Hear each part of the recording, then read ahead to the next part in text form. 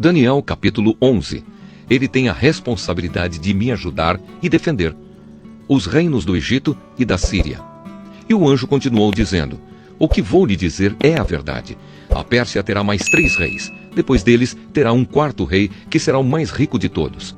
Com a sua grande riqueza, ele será muito poderoso. Reunirá todos os seus soldados e atacará o reino da Grécia. Depois aparecerá outro rei muito valente. O seu reino será imenso e ele fará o que quiser. Mas quando o seu poder chegar ao máximo, o seu reino será desfeito e dividido em 4 partes. Os reis que vão ficar no lugar dele não serão seus descendentes e não terão o mesmo poder que ele tinha. O rei do Egito será poderoso, mas um dos seus generais será mais poderoso ainda e governará um reino maior. Depois de alguns anos, o rei do Egito e o rei da Síria farão um acordo, e o rei do Egito dará a sua filha em casamento ao rei da Síria, para garantir a paz entre as 2 nações. Porém o plano fracassará, pois ela, o marido, o filho e os empregados serão todos assassinados. Mas pouco depois disso, um parente dela se tornará rei e marchará com as suas tropas contra o exército do rei da Síria, entrará na fortaleza dos sírios e os derrotará. Ele levará para o Egito as imagens dos deuses da Síria e objetos de valor feitos de ouro e de prata. Haverá alguns anos de paz entre as 2 nações, mas depois o rei da Síria procurará invadir o Egito. Porém ele será derrotado e voltará para sua terra. Os filhos do rei da Síria se prepararão para a guerra e organizarão um exército poderoso. Um deles sairá com as suas tropas para conquistar o Egito e arrasará tudo como se fosse uma enchente. Invadirá o Egito e atacará a fortaleza do rei. O rei do Egito ficará tão furioso que sairá com o seu exército e atacará os sírios, que se entregarão aos egípcios. O rei do Egito ficará muito orgulhoso por ter derrotado os sírios e por ter matado tantos soldados. Mas o seu poder durará pouco. Depois o rei da Síria reunirá um exército ainda maior e após alguns anos voltará com o seu grande exército bem armado para atacar o Egito. Aí muitos povos se revoltarão contra o rei do Egito. Entre eles haverá alguns homens violentos da terra de Israel. Eles se revoltarão, obedecendo a uma visão que tiveram, mas serão derrotados. O rei da Síria virá com o seu exército, construirá rampas de ataque em volta de uma cidade protegida por muralhas e a conquistará. Nem mesmo os melhores soldados do exército egípcio poderão impedir o avanço das tropas sírias. O inimigo fará tudo o que quiser com os soldados egípcios, e não haverá ninguém que resista. Ele invadirá a terra prometida e a conquistará completamente. Então o rei da Síria porá todo o seu exército em pé de guerra para lutar contra o Egito. A fim de derrotar o inimigo, ele fará um acordo com o rei do Egito e lhe oferecerá a filha em casamento, mas não será bem sucedido. Aí ele atacará as cidades do litoral do mar Mediterrâneo e conquistará muitas delas. Mas um chefe militar estrangeiro acabará com o seu orgulho e o deixará envergonhado. O rei da Síria voltará para atacar as fortalezas do seu próprio país, mas fracassará e será morto, e nunca mais se ouvirá falar dele. Em lugar dele, reinará outro rei que mandará um oficial para cobrar impostos a fim de enriquecer o seu reino. Logo depois, esse rei será morto, mas isso não acontecerá no campo de batalha. O seguinte rei da Síria será um homem muito mau, que não terá direito de ser rei, mas ele disfarçará suas más intenções e com intrigas conquistará o poder. Ele derrotará todos os exércitos inimigos e matará o grande sacerdote. Enganará os que fizerem acordos com ele e mesmo com um pequeno exército, ele se tornará cada vez mais poderoso. Atacará de surpresa as províncias mais ricas do país e nelas fará coisas terríveis que os seus antepassados nunca fizeram.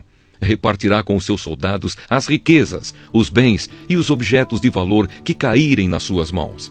E por um pouco de tempo, ele fará planos para atacar as fortalezas do país. Confiando no seu poder e na sua coragem, ele marchará com o seu grande exército contra o rei do Egito.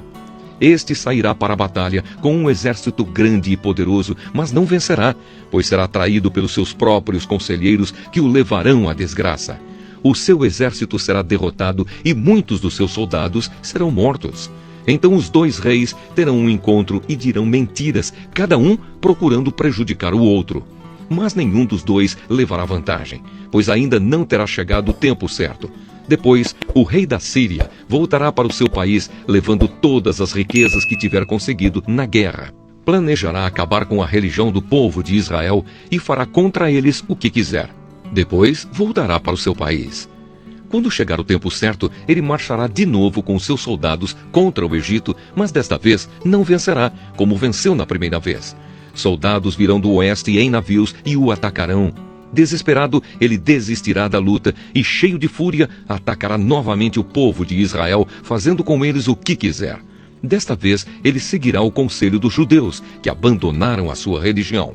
Os seus soldados profanarão o templo, acabarão com os sacrifícios diários e colocarão no templo o grande terror. Por meio da bajulação, o rei ganhará o apoio dos judeus, que abandonaram a sua religião. Mas aqueles que amam a Deus ficarão firmes e combaterão o rei. Mestres sábios aconselharão o povo, mas por algum tempo serão mortos à espada ou no fogo. Ou serão mandados para fora do país como prisioneiros, ou perderão todos os seus bens. Durante este tempo de perseguição, o povo de Deus receberá a ajuda de alguns, mas muitos os ajudarão só por interesse próprio. Alguns dos mestres sábios serão mortos, mas isso será um meio de purificar e aperfeiçoar o povo de Deus. Isso continuará até chegar o fim, no tempo marcado por Deus. O rei da Síria fará o que quiser. Ele será tão vaidoso que pensará que está acima de todos os deuses e dirá coisas terríveis contra o Deus dos deuses. Ele fará tudo isso até que Deus o castigue, pois Deus o castigará de acordo com o que já decidiu. Esse rei não adorará os deuses que os seus antepassados adoravam, nem os deuses que as mulheres preferem, nem qualquer outro deus, pois ele acreditará que está acima de todos os deuses. Mas ele adorará o Deus protetor das fortalezas. A esse Deus que os seus antepassados não conheciam, esse rei oferecerá ouro, prata, pedras preciosas e outros objetos de valor. Com a ajuda de pessoas que adoram um Deus estrangeiro, ele defenderá as suas fortalezas. E todos os que o aceitarem como rei receberão honrarias, posições de autoridades e terras. Quando chegar o momento final, o rei do Egito atacará o rei da Síria, e este sairá ao seu encontro com todas as suas forças armadas, isto é, carros de guerra, a cavalaria e muitos navios. Como as águas de uma enchente, os seus soldados invadirão o Egito. Ele invadirá também a terra prometida e matará milhares e milhares de pessoas. Mas escaparão os povos de Edom e de Moabe e a maior parte do povo de Amon. O seu exército ocupará muitos países. Nem mesmo o Egito escapará. Levará do Egito os tesouros de ouro e de prata e outros objetos de valor. E conquistará também a Líbia e a Etiópia. Mas chegarão notícias do leste e do norte que o encherão de medo. Furioso, ele sairá com os seus soldados, resolvido a matar muita gente. Armará o seu acampamento entre o mar Mediterrâneo e o lindo Monte Sagrado. Mas morrerá e não haverá ninguém para socorrê-lo.